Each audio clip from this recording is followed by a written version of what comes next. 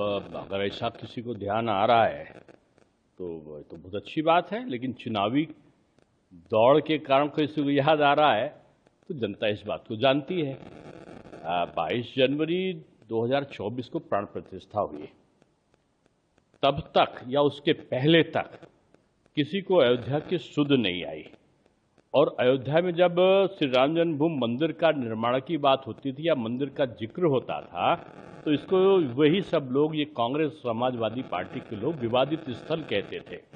अब वो सनातन मान हो गया।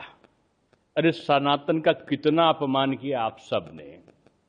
ये कब्र और शमशान का मुद्दा उठा के लड़ाने वाले लोग, इन्होंने अगर देखा जाए तो राम जन्मभूमि मंदिर के बारे में कभी समर्थन नहीं किया। पतंगा पर नहीं मारेगा, उसका क्या जवाब है आपके पास? और साथ में जब अयोध्या में जो गोली चली कारसेवकों से लाल हो गई, वो कारसेवकों के राम भक्तों के खून से लाल हुई अयोध्या सियाराम धाम कैसे हो जाएगी? और आप तब कर रहे हैं, आप तो वादा है लोगों का। बीजेपी संकल्प करती है और काम करके दिखाती है। बीजेपी अयोध्या धाम का जनसंघ का नया टर्मिनल बना, Purushottam Shri Ram international airport, Valmiki airport, 14 कोसी 5 कोसी परिक्रमा मार्ग का चौड़ीकरण, रामपथ, भक्ति पथ, ये सब केंद्र और यूपी की डबल इंजन की सरकार ने कराया है। समाजवादी पार्टी में जब समाजवादी पार्टी का राज पहले भी हुआ आदरणीय नेताजी के समय, और जब स्वयं अखिलेश जी के समय समाजवादी पार्टी का था, अयोध्या के लिए क्या किया ये भी बताना पड़ेगा। अचानक आस्था कैसे जाग गई? 2027 के चुनाव के कारण, या बंगाल में सनातन का अपमान करने के बाद तृणमूल को जो बदला लिया सनातनियों ने उसके कारण? तुष्टीकरण की जो पराकाष्ठा का दंड मिला है बंगाल में ममता जी को, उससे विपक्षी दल डर गए हैं। और अब अगर बीजेपी ने तो राम भक्तों का सम्मान करते हुए अयोध्या को विश्व स्तरीय तीर्थ नगरी बनाया है।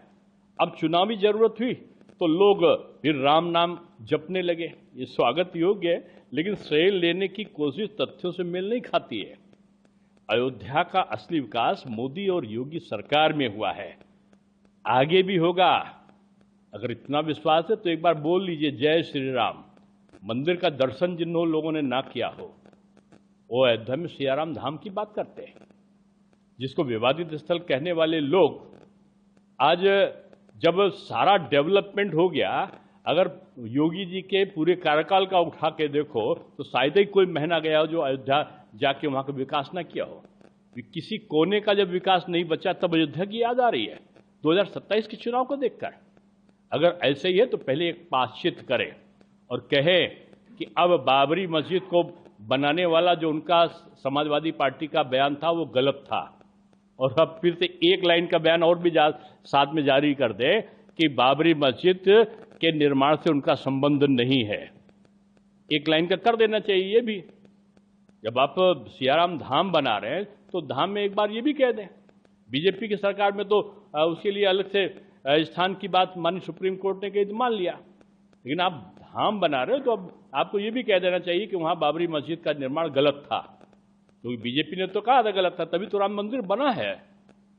माननीय सुप्रीम कोर्ट के निर्णय के बाद जो भाजपा कहती थी वही माननीय सुप्रीम कोर्ट ने कहा, और अब आप उसको सियाराम धाम मान रहे हैं तो आप कह दीजिए कि उसके पहले जो जिसको आप विवादित स्थल कहते थे वो बाबरी ढांचा गलत था। बोलिए ना, नहीं बोलेंगे। एक तरफ तुष्टीकरण, दूसरी तरफ राम भक्ति साथ नहीं चला करती।